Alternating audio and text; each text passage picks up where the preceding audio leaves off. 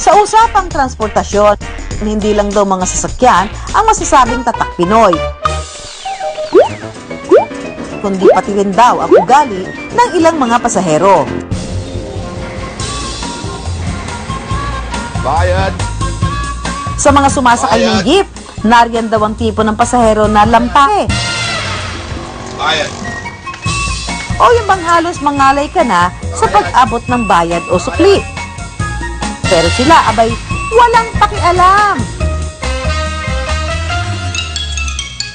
Bayad! Bayad!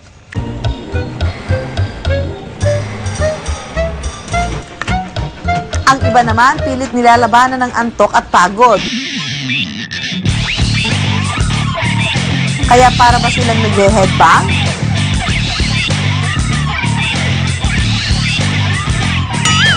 Imbis nga naman sumandal sa katabi. Iwas-iwas din daw sa mga pasaherong mahihilig magbasa ng text ng katabi.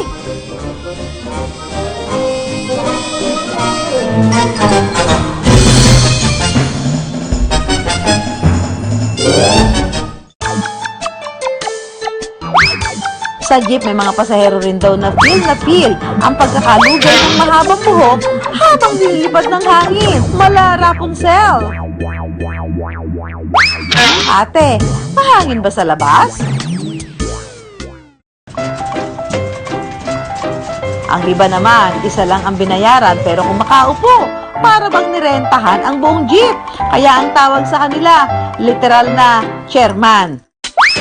Pero, nakatutuwa mang pakinggan ang mga katangiang ito. Sa totoo lang, dapat pairalin ang respeto sa kapwa pasahero. Gayunpaman, may ugaling Pinoy din naman na maipagmamalaki pagdating pa rin sa pagsakay, tulad ng pag-aabot ng bayad na sumisimbolo raw sa pakikipagkapwa-tao.